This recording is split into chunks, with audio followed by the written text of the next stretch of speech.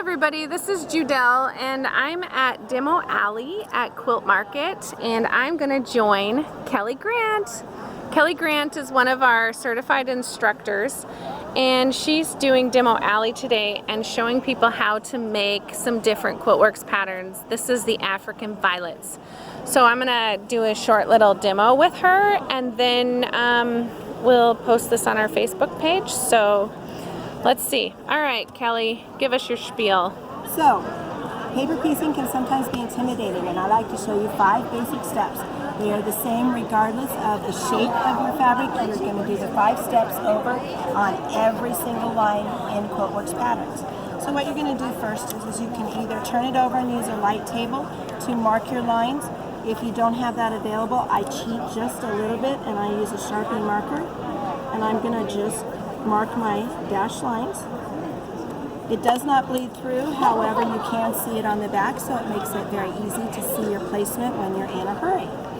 So, first thing I'm going to do is I'm going to take section 1, and the best part about Quiltworx patterns is everything is very clearly labeled and it reduces the waste on your fabric.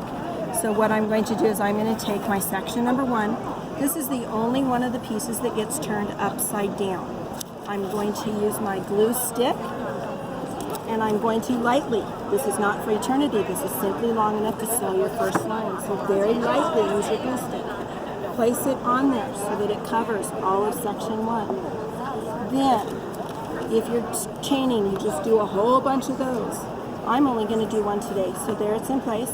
I'm going to be using my 1/4 ruler. I like the 1/4 plus, but it is up to you which one you use. You're going to go right on your line number 1.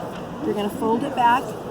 Do not squish that down nice and flat. You want to have it hold. And my rule is do not pick up your sharp, scary objects until your yellow caution flag is in place. This will keep you from 2 things. 1, you won't cut your fingers. Number 2, you won't cut off your 1/4-inch seam allowance. So now I have this. If you're doing again chaining, you would do all of this stuff. Next, I'm going to bring down section number 2. They're very clearly marked with your sew side. They are cut to shape. Don't flip them. Don't turn them over. Simply bring the top one down. Set it in place. My placement is marked. I want to go right down to the corner. So I am going to line this up just like this. I offset my bottom one just a little bit to grade my seam. It makes it just a little bit easier when you're going through and doing your quilting not to have abrupt seams. It is a personal preference, but I like to do that. Once I do that, then I'm going to take this and I would open this up and I would sew right down solid line number 1. I just happen to have one that I've done. So I've sewn down solid line number 1. I have pressed it open and I've gone now to solid line number 2.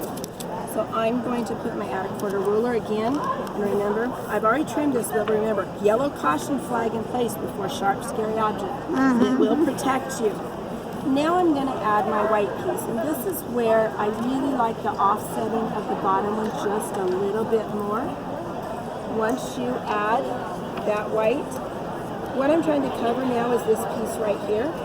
So I'm going to line that up, and if you line that up and glue that just like that, again, it grades your seam allowance, but the magic happens after you've glued it.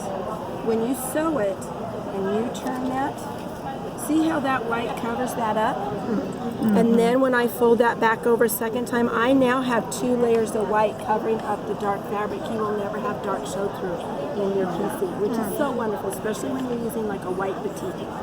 So once you get these all done, you've sewn all 4 pieces on, they look like this on the back, and here you're going to trim them down. But before you do that, Judy has these magic things called RPs. That stands for registration point. When you do that, I put them in with a basting stitch. You can see them on the back here.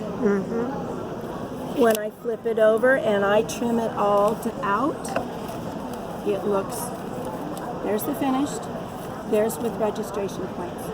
So once the paper is removed, then I'm ready to put that one together.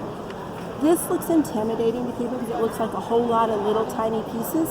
Oh no, it's easy. You're going to have a strip and you 6 at a time. You can do and you sew the strips all on. Nice. Then you mark your registration Someone's much points. smarter than I am. Then you can cut them apart and take your paper off, and there they are, and everyone is perfect, and it makes it so much faster. When you go to put these together, this is where the magic of our piece comes in. You've got a registration point here, you've got a registration point right here. You're simply going to line those two up. I put glue on either side of my stitching, that way I'm not gluing that stitching into place and it makes them easier to do. And then we get to the fun stuff. There's something called smart corners, and I like the shape of these because as I bring this around and line this up, it is going to match exactly the angle on that pattern right there. When I come around to this one, that's even a funkier shape, but look at how that is going to line up right there.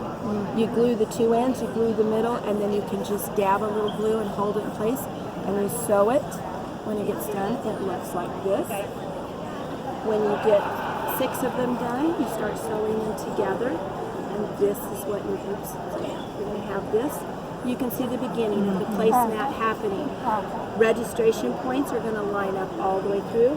When you're done, you remove the registration points. So, why a kit? So with Batik Textiles, we have the kit, and what I do with them is every kit, when you open it up, every fabric is cut and labeled to exactly match that pattern. So you know, customers do not have to guess. With African Violet, the red and white are used in multiple places. You're going to get multiple cuts of that fabric. Each one is labeled so that the customers have no question as to where that is going to go. Okay. So, when you buy, if you were to kit this yourself, the fabric, which includes your backing, your binding, and everything to do all 4 placemats and the pattern, wholesales at about $52. You add labor to cut, packaging, and everything into it. It's going to be $60 to $65. It's getting harder and harder to recoup that in the cost of a kit. Batik Textiles, we wholesale this at $49. So, for shops, this is a really cool way for you to be able to offer a variety of different colorways. There's no minimum. You can order 1, you can order 40. If you do order more than 6 of any one colorway, you will be able to borrow from me for 4 to 6 weeks a sample of that colorway to hang in your shop. You won't even have to make your sample. Oh, that's nice. So you don't have to take a kit apart and pay someone to do a sample. And when you're done, you can send it back. The other thing about Batik Textiles is our fabrics are not a one run and done. We reprint fabrics as long as there is a demand for it. So we can, 2 years, some of the kits are 2 years and still going. I was in Indonesia in September and they were reprinting some of the fabrics for kits that I've been doing for years. So it was very fun to watch those being made. No, they're in a container somewhere in the Pacific on their way to me. So any questions about this? No, that's great. So here is a flyer. So here is a flyer showing you currently what's available. You will order these through your Batik Textiles reps. So you're not picking up a new vendor. You're simply going to go through your rep. If your rep has a deer in the headlight look when he's showing this, it's because I haven't met them yet. We're slowly getting them trained, and I've got packets of information going out to them. If you do get deer in the headlights, you're welcome to contact me. I will help you get what you need. And if you're interested in more information on the patterns and the process, here is a flyer from Quiltworx. It's broken down by region, all of the certified instructors, and you can find one in your area. We do trunk shows, we do classes anywhere from 1 day to 7-day retreats. We come in and we know the patterns inside out and backwards.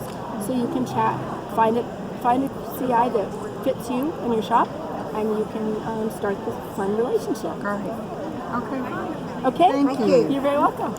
So Kelly, how many kits do you guys have? You have all of these ones here? Those are all of the small ones. These are all the small ones that Batik Textiles is carrying right now. And these all include the back tube, those. Oh, there's more on the back. Look at that. And all of those include the backing and the binding. Exactly. Awesome. The bigger kits, we have 4 larger kits available right now. They do not include the backing, but there will be backing kits available as an add-on purchase. So if you have a customer buying a big kit, and you can say, would you like a backing kit to go with it? And it's already prepackaged for you, ready to go. Perfect. All right, well, thank you for showing us that. I'm sure everybody will love watching that, and now probably rush out to get their African violets patterns and hopefully kits too, right? Yep. All right, thanks. Bye. Bye.